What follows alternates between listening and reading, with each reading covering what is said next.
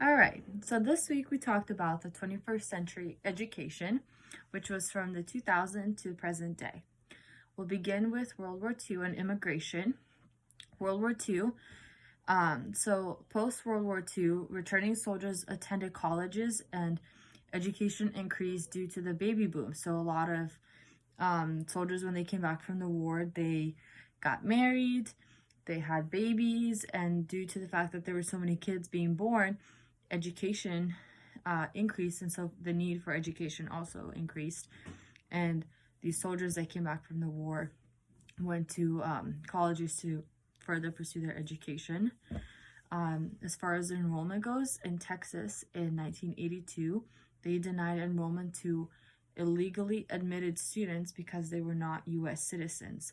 So this was an issue because California then was fighting for that to be changed, and eventually they were able to pass a bill that allowed these immigrant students to be able to attend schools.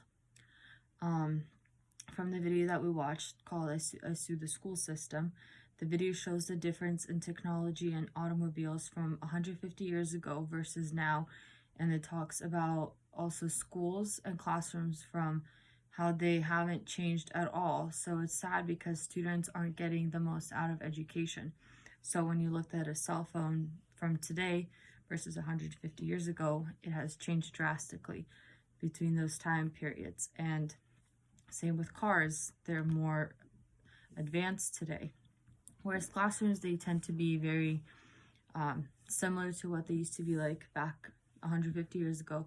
And it's sad because it just goes to show that education has been kind of put on the back burner, and there hasn't been as much attention put forth towards that and improving education. However, moving on to industrial age classrooms, for values, they were more for motivational for cooperation, so it was pleasing authority. So they were seeking for approval from higher authority. Student behavior, they were self-sacrifice or self-abandonment. They were putting others first, even at the cost of themselves. So they weren't getting the most out of their education that they should have been because they were trying to please others and do almost kind of follow a script in a sense. And authority relationships, so they were command-oriented, very few choices, and they took lots of demands. And the teacher sets the limits and determines what is and is not negotiable. So it discourages students from learning new things, and that was a big factor during the industrial age.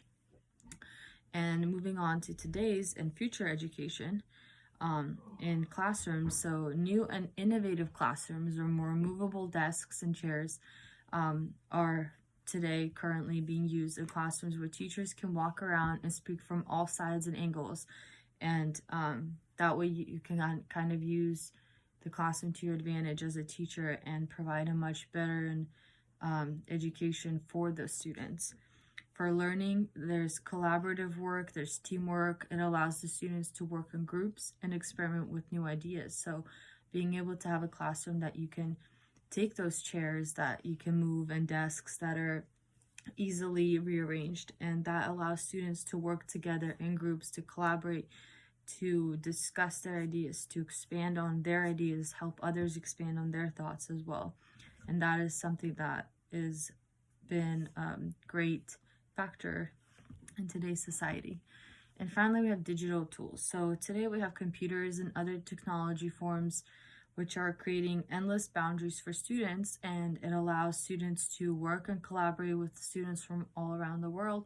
And that has been a great thing for teachers and classrooms and students, and they have benefited from it, and it has been helpful for them to improve their education and their studies and their knowledge, and allow them to expand it worldwide. So that concludes our 21st century education from 2000 to present day. Thank you.